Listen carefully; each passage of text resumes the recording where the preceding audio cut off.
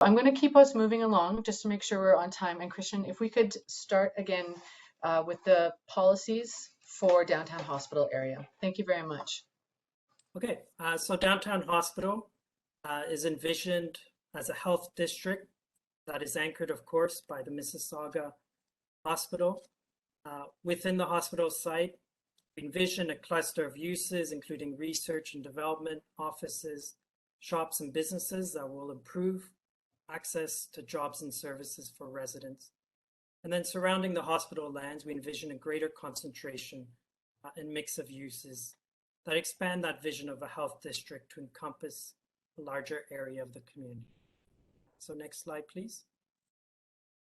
So similar to the approach taken for the other two communities, we are proposing a network of parks and pedestrian connections. These new parks will help to contribute to the vibrancy and walkability of the community. Of course, the pedestrian connections will improve the walkability as well. So here you can see those locations shown conceptually, as their exact location will be determined by the city as development and growth occurs. Next slide, please.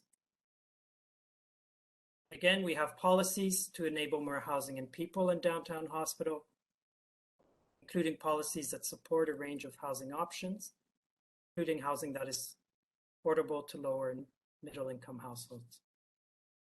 We propose a height framework with maximum heights of up to 25 stories. You can see that at, for example, the intersection Queensway and here Ontario Street. In other key locations, we are increasing heights. So the commercial plaza located north of the Queensway on the east side of here Ontario Street, as well as increases in height permissions on lands directly west of Shepherd Avenue, south of King Street. So next slide, please. So again, as with the other communities, we have a whole series of land use policies that you can see high level described in front of you. So retail and service commercial uses will be required on the ground floor of new buildings, along Ontario and Queensway.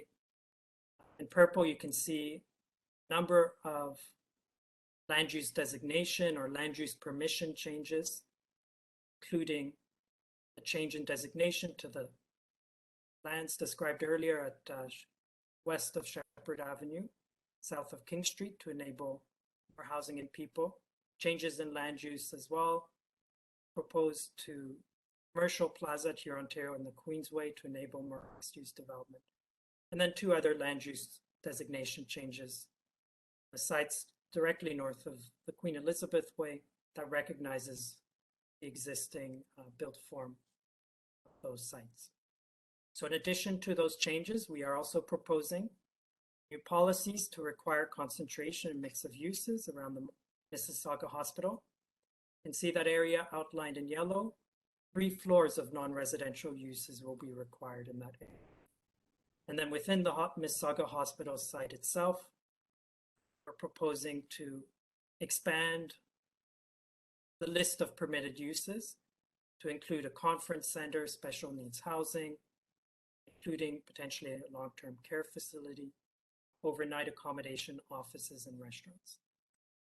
Finally, as with the other two areas, again, we have the policies to ensure replacement of non-residential floor space as redevelopment of mixed use and office designated sites occur. Next slide, please. So here we have the general policies on urban form. I won't go to them. I won't describe them in too much detail, just to give more opportunity for questions and answers, but they are similar to the other two areas. So next slide, please. We are also proposing, again, policies around street types. You can see A, B, and C streets that we described earlier. So these policies are described more generally in the official plan and more details provided in the built form standards. So again, we remind everyone, Eamon, who is our next panelist, will describe all of these urban form requirements in more detail. So at this point, I'll turn it back to Erin, who will facilitate a few questions on what you've just heard. Thanks again, Christian, for going through those policies on hospital area. So we do definitely have a lot of questions that have been coming up, some quite detailed, and other ones just really about sustainable practices. So I'm going to start off with this question first. The question is, some municipalities are allowing sustainable measures within development to be considered community benefit. Will sustainable practices be encouraged here and incentivized? For sure. So the city does have green development standards that currently developers are required to consider through the development approvals process. So they speak to, for example, measures to reduce the greenhouse gas emissions that result from new buildings. So it's definitely something that as a city, we're looking to create new policies, new ways to ensure that green development remains an important consideration of that development approvals process. Great. Okay. Another one that just came up, again, more development related, is since building height range is replacing FSI range, how will maximum density be determined? Is that something we can answer right now, or is that something that you'd like to take offline? No, I think we can answer at a high level. So again, we do have those maximum building heights, which were just mentioned. But we also have built form policies and built form standard requirements that we will be going into in more detail that will have an impact on the possible density or unit yield of the site. So for example, we discussed the idea of achieving a transition in building heights where you have higher and lower density developments in proximity to one another. We have other policies and built form standards requirements that also speak to minimum building separation distances between towers. So when you look at all of these urban form policies together with the maximum building heights, they will have an impact on maximum densities that are allowed on each site. Great. Thanks very much, Christian. And just again, folks, in the order of time, I'd like to continue to move on with our presentation right now. That will give us some more time after we've heard all the policies to start to address some of the questions that you've posted in the chat. So at this stage, we're going to pull the presentation back up. And we're going to have Eamon talk about the built form standards. So again, any of your questions regarding built form standards, put into the chat and we can address those after we've had a chance to review his presentation. Thank you, Eamon. You can start. Thanks, Erin, and thanks, Christian. Also, thanks everyone for joining us today. I'm going to be taking you now through the draft built form standard. So in addition to the policies that were presented today, we prepared a set of built form standards to complement these policies and further detail the city's expectation of what comprises good urban design. Next slide, please. So the built form standards are divided into two sections. Section 1 contains general standards, which include architectural and urban design standards that apply to all of the 3 downtown areas. Section 2, on the other hand, contains standards that are specific to each area. Streets are categorized by types that correspond to use and character, and standards are provided depending on which street the building fronts. Next slide. The general standards provide direction on setbacks, stepbacks, floor plate sizes, and so on, whereas architectural guidelines provide directions on how to develop the main street character, a street wall, choosing building materials, and so on. Here we see the standards for floor plate sizes and building separation distances. Next slide, please.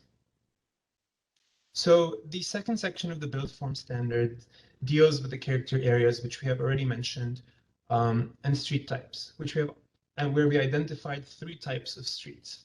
So the first type of streets are A streets, or main streets. These have commercial and retail uses at grade.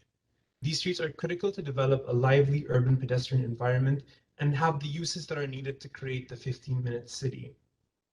B streets, on the other hand, are residential streets, and they require specific design standards to ensure an adequate transition between the public and the private realms, while also maintaining the residential character.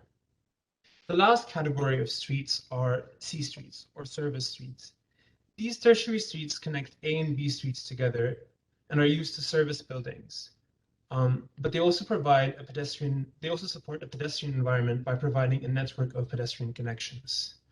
An example of this distinction between street types is shown in the diagrams on the screen.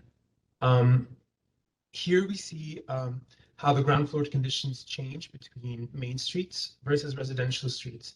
These include differences in ground floor heights, balconies, where entrances are located, and how far a building is set back from the property line, which you can see here in the dashed line. Next slide, please. So in this slide, we kind of see the diagrams in a built example, and we see how the ground floor conditions or the expression changes at the street level. In the commercial streets, we see storefronts, canopies, more glazing, whereas on the residential streets, we see stairs, entrances, and landscaping. So there's obviously a difference in character between these two street types. Next slide, please. Okay, so besides these differences in the ground floor conditions, buildings fronting an A street versus buildings that front a B street have a different relationship to the property line, which you can see here in red for reference. When the building is with the building being closer overall for A streets versus B streets. The reason behind this is, as mentioned earlier, A streets will host commercial uses. So the building is close to the street for the successful functioning of retail. It also helps create a better pedestrian environment and a better functioning of the retail on these streets. On B streets, or the residential streets, setbacks are more generous to accommodate for stairs and landscaping, as we saw in the images in the diagrams before. Commercial A streets and residential B streets also have a different relationship between the podium and the tower. So before we explain what that means, we need to understand what the podium is. The podium, which is highlighted in green in the sections and in the image, is the lower portion of the building and is usually designed with different materials and designed to frame the street and create a continuous street wall and bring the building to the human scale. The step back is the distance between the podium and the tower. And it breaks the building by moving the tower portion away from the street and while keeping the podium close to the street and the pedestrian. On B streets, the step back, or again, the distance between the podium and the tower, is even greater to make the tower portion on these residential streets look farther away. As mentioned earlier, these different street types are applied in the different downtown areas depending on the character of the street and the uses. Next slide, please. So the first downtown area we'll discuss is Downtown Fairview. So here we can see in blue and in red the two different street types, where A1 streets are shown in blue and the B streets are shown in red. And we also see the corresponding sections for these two different street types. Next slide, please. So for Cooksville, we also have the A1 and B streets, which are shown in the light blue and in the red, which we've also discussed earlier and discussed the differences between them. However, Cooksville has two subcategories of commercial streets, the A2 and the A3 streets, which will have different requirements. Next slide, please. So for A2 and A3 streets, we have an additional measure, which is the angular plane. Angular planes are used to redistribute density and height on the site and allow for better light penetration. A2 streets, shown in the dark blue, require a podium height and a minimum step back very similar to the A1 commercial street, just to maintain continuity.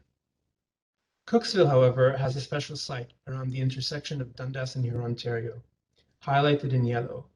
There we have the A3 streets, which are specific only to special site 1. And podiums here are shorter, so they range from 3 to 4 stories to keep in line with the historical character of these four corners. Next slide, please.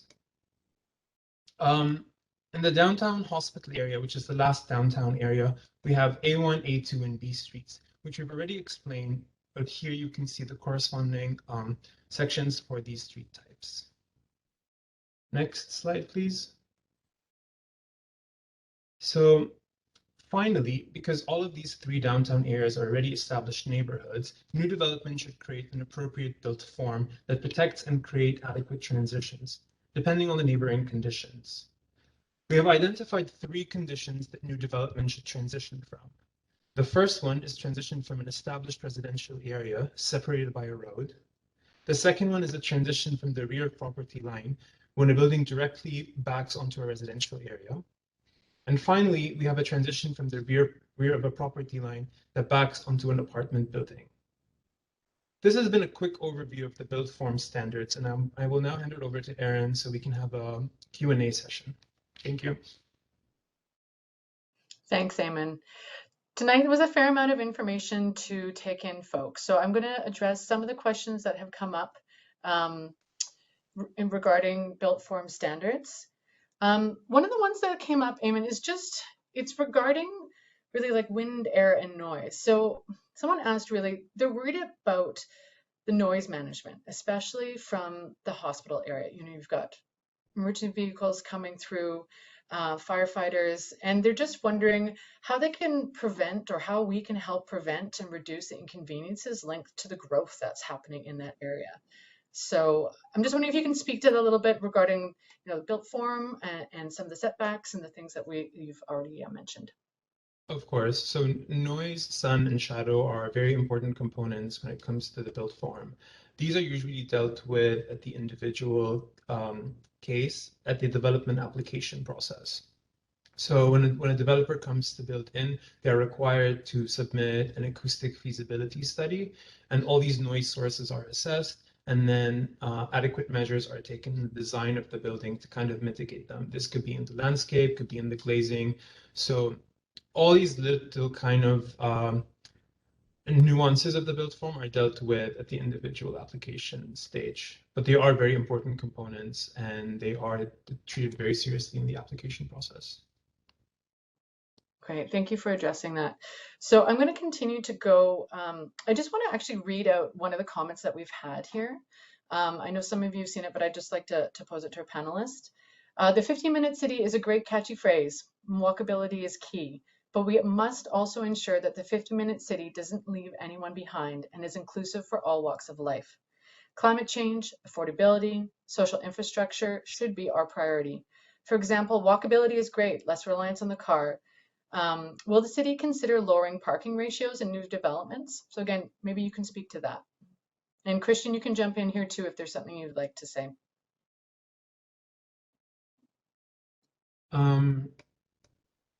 Actually, do you want, so the question really is here, is when we're developing the 50-minute city and the policies that we've got coming forward, and again, Christian, feel free to jump in here.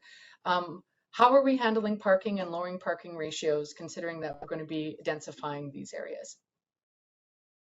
So the city is looking at parking requirements for these three communities and across the city. There is a proposal to reduce parking requirements in areas that are well served by transit, because of course we do want to promote walkability, shift in transportation behavior.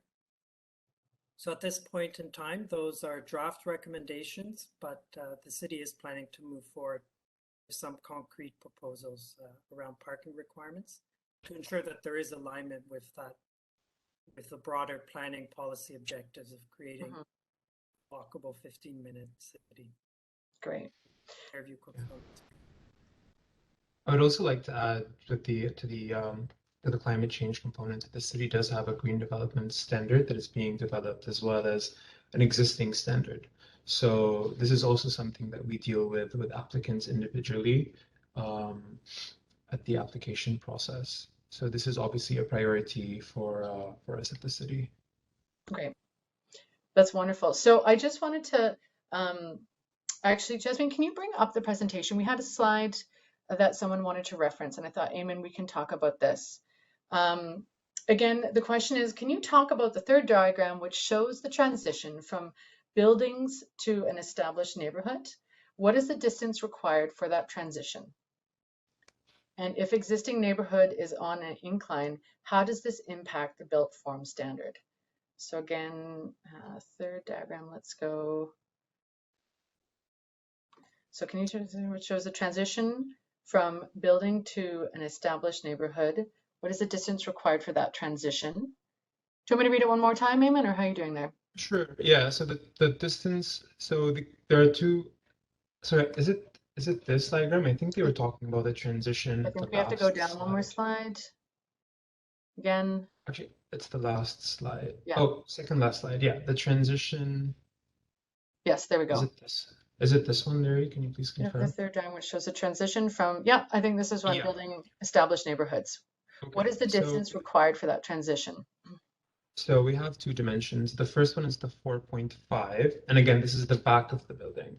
So we have the first distance, which is 4.5 meters. And then the second distance is 15 meters, which is measured from the property line to whatever is perceived to be the tower. This distance is half of the 30 meters, which is required. So whatever gets developed on the other side will maintain that 30-meter separation distance between two towers. And the 4.5 meter between the property line and the lower portion of the building will give enough space for landscaping and other uses to kind of transition. If the property line is or if the property is inclined, if I'm not mistaken, usually it's taken at the midpoint between the highest and the lowest, and this is called established grade. But yeah, this is as far as when a property is inclined. So we take it from the midpoint and then draw that distance. Sorry, Aaron, you're on mute. I'm never on mute, but here I am. So folks, I wanted to say we have a lot of questions in the chat, and I recognize that we really only have about 10 minutes left. And I'd like to get through our next steps and give you links to the project website, just to let everybody know the presentation as well as this this recording, the video will be available online in the coming weeks. So if you need to reference anything that you've seen in here, or as you've seen, you want to see like the established lines of the neighborhoods, you'll be able to see that. I also just want to say that when you go onto the websites, there is a tool called Conveo, which you can look through all the detailed policies, the plans, and you can post individual comments, much like you would write on a PDF. So we can take some more detailed feedback if you wanted to have a moment to provide anything there. So I think what we're going to do now is we're just going to go into the next steps. And I want to just let you guys know where we're going to be going next and where we've been. So as you can see, last spring, we kind of had the kickoff of this with our 15-minute city forum. That was a great opportunity to introduce the idea of the 15-minute forum or the 15-minute city. And people had that opportunity to learn more about the proposed policies on a very high level and also share their feedback. So now we're in phase 2, where we are collecting more detailed feedback on the policies, on the built form direction. There will be some additional stakeholder outreach, and there is a statutory public meeting as well. The third and final phase that we'll be moving into will address comments that have been received during the multiple engagement touch points, and will result in a final set of policy and built form standards and recommendations. Go to the next slide, please. So I've said throughout tonight, we really encourage you to stay informed and share your ideas. If you have a smartphone with you right now, I'd encourage you to open it up to photos, place it over the QR code, and that will bring you directly to the Downtown Fairview Cooksville and Hospital policy site. There you will be able to subscribe for project updates. And then as you scroll through the site, you're going to be able to see where we have posted under the Conveo platform the policies and the built form standards, which we would love to get more feedback on. If you've got any specific questions for Christian or Eamon, I'm just going to read out their email address right now for those of you who are joining us by phone, as well as their phone number. So for Christian, his email address is CHRISTIAN_BINETTE@mississauga.ca, and his phone number is 905-615-3200, extension 5753. And Eamon's email address, if you want to email him any questions about the built form standards, is AYMAN.JALLOUL@mississauga.ca, and his phone number is 905-615-3200, extension 8552. So again, please stay informed, sign up on the website. You can get as much information as you can. And as we said throughout this presentation, we will take any other questions that you've got. We will be posting this on the website, and then we'll be able to respond to some of the questions that we weren't able to get to tonight. We will be posting those on the website. We do appreciate all the effort that you've put into thinking critically about what we presented tonight, and we want to be able to respond to you. So keep looking at the website and you'll see those answers to your questions there. If we could go to the next slide. So we had talked about MTSAs and the major transit station areas. What I'd like to say is if you want any more information about that, the Region of Peel has a website that has more information. Again, you can follow that QR code to their site. And then the City of Mississauga also has a separate page where you can look at the city-related projects, FAQs, and then we also have a dashboard that looks at the proposed MTSA or major transit station areas. So again, have a look at this. Once this is posted on the website, you can also look at the links there. And if we can go to the final, next slide. So more QR codes, guys, tonight. We do have a participant survey. We do ask that you just take a moment to fill it out. Let us know how we've done. It helps us improve our engagement moving forward and lets us know how you'd best like to be interacted with. It also gives us an opportunity to get a little bit more information demographically and see who we're reaching. So we're always trying to expand our reach, and this is one way that helps us to do that. So guys, we have about 5 minutes left. I wanted to thank everyone for coming out today and who attended this event. You did make it a fantastic evening. I think the thoughts and the questions that you proposed, again, will help us reflect on the policies and how they end up being developed and help us create a 15-minute city for each of these proposed communities. I wanted to thank our councillors, Councillor Kovac, Councillor Demarla, and also Councillor Dasco for coming tonight and sharing your words, your inspiration, your passion for these projects and for the policies that are going forward. I'd like to also thank the city staff who were here, being able to run things from behind, making sure that everything ran smoothly. Thank you again for doing that, and especially to Eamon and Christian for taking the questions and for running us through the proposed policies. It's no small feat getting these things drafted and being able to convey them to the public. So again, I do appreciate what you've been able to do and share with us tonight. So again, if you've got any other questions, please head to the project website. That's where we'll be posting any of the updated questions. We do have a couple minutes left. I'm wondering if Councillor Demerla or Councillor Kovac, you'd like to have a few last minute words before we wrap up for the evening. Certainly. I've been reading the comments in the chat with great interest, and it's always it's good to see so much engagement. So thank you for that. But primarily, I want to thank all of the staff who have worked so hard on this plan, and I look forward to council passing it and its adoption. And really, we're sowing the seeds now for what's coming in the next 7 to 10 years. And I always say we only get one chance to build these things, and we've got to get it right. This is Cooksville's moment. This is, all of that Huron-Ontario from Burnham Thorpe to the QEW's moment to redevelop. And let's build, let's stop talking in terms of housing people, and let's start talking in terms of creating neighborhoods. Because you know what? A house has to be a home. And housing really has to mean building neighborhoods. And let's hope Cooksville can show the way. So good job, everyone. And I look forward to the progress. Thank you, everyone. Thank you. Thank you very much. Councillor Kovac, did you want to say anything right before we wrap up? Yeah, thank you, Erin.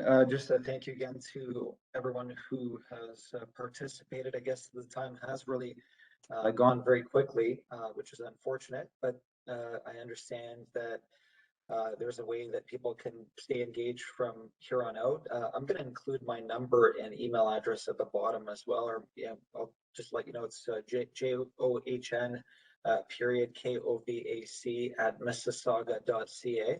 and 905-896-5400. Thank you again to those panelists and those representatives from the city for what you've done in terms of outlining kind of the steps that have been taken, and for the information, and again to everybody for your feedback.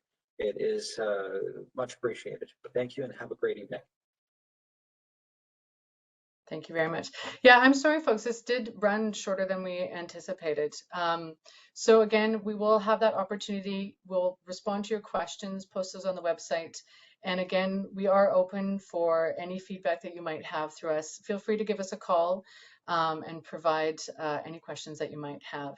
So with that, I'm going to thank you once again for everyone for attending, and that we hope to see your comments on the Conveo and website. And if there's anything else, we're here for you.